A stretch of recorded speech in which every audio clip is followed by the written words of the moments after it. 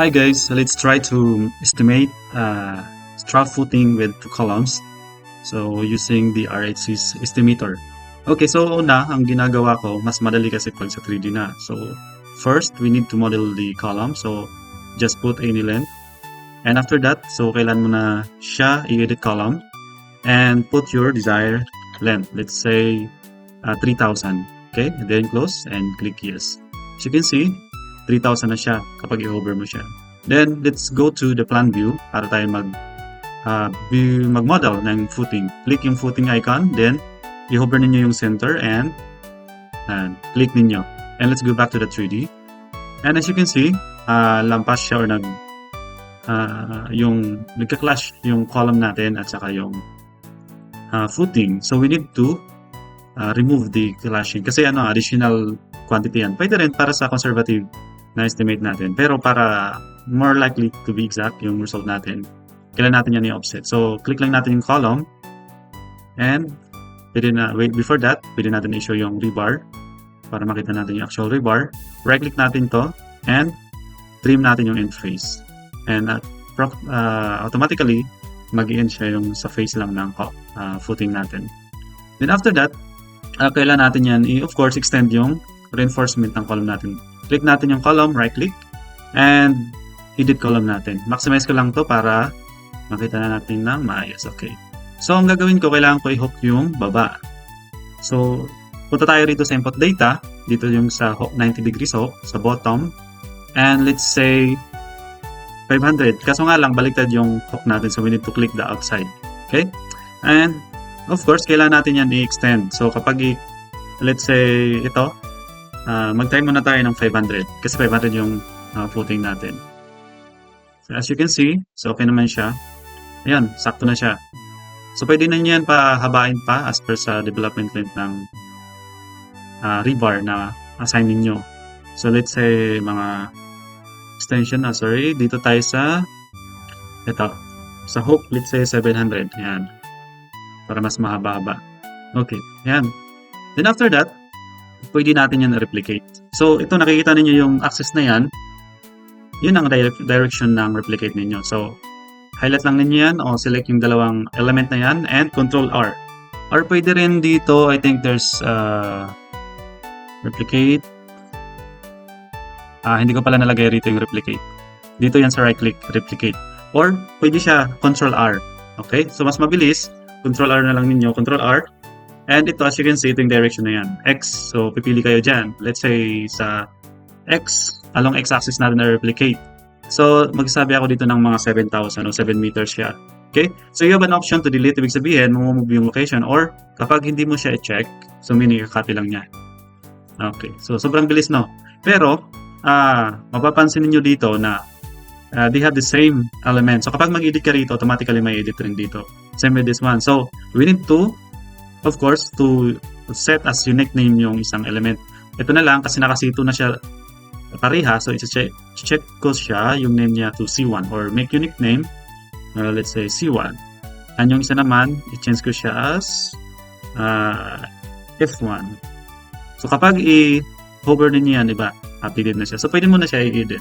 Hindi na mag-move yung or mag-change yung other elements. Okay. Now, paano natin i-model si strap beam? So, i-off lang natin yung extruded. So, para makita natin yung stick form. And click natin yung biga. And hover natin yung center na yan kapag yung yellow okay na yan. And the other joint. Okay, then click natin extruded. So, ito na yung beam natin. Kaso nga lang, naka-center to center siya.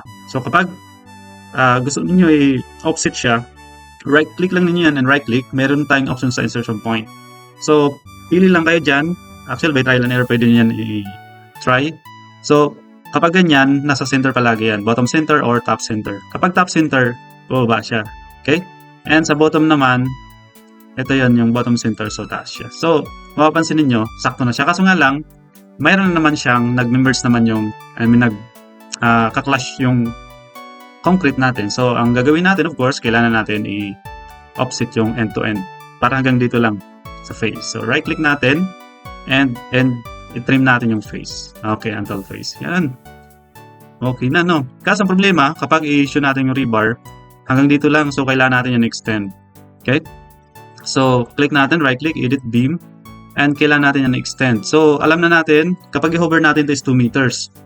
So, ibig sabihin, hanggang dito sa center ng column, that is 1 meter. So, extend natin yung main bars natin and to 1 meter extension. Okay? So, ito yung extension natin. Set natin yan sa 1,000. Okay? And sa right din. Tapos dito naman sa bottom.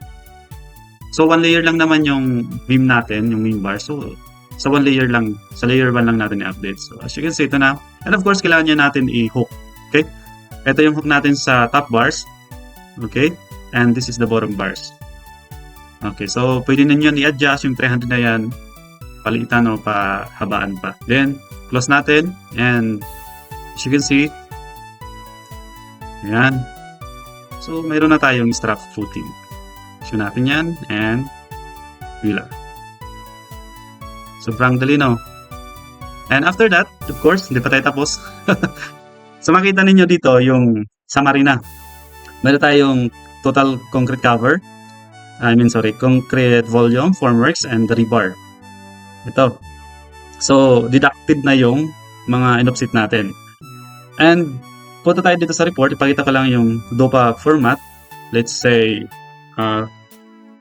2-story building, 2-story residential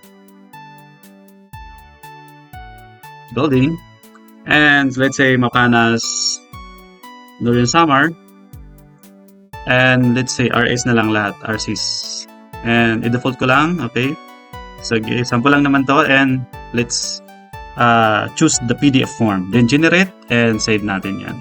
Okay, then i-open ko yung PDF na generated file, and meron din kayong options na mag-generate yung original na format.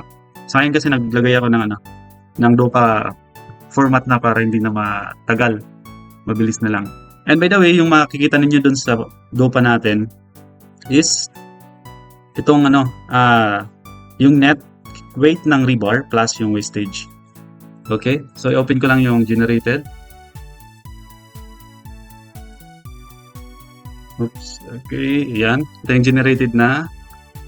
Yan. So kung mapapansin ninyo yan, natin. Okay. Ito yung quantity. And let's check with the quantity here.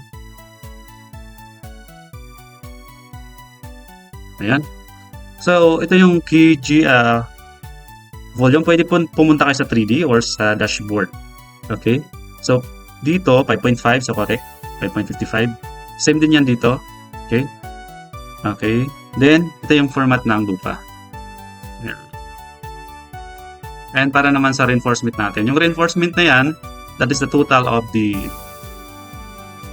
consumption na rebar, including the wastage. Okay? Itong 574 plus 61.2 yan. Ito. Okay? And of course, the formworks, considering the plywood and the lumber. And the summary, so it needs to update also the table.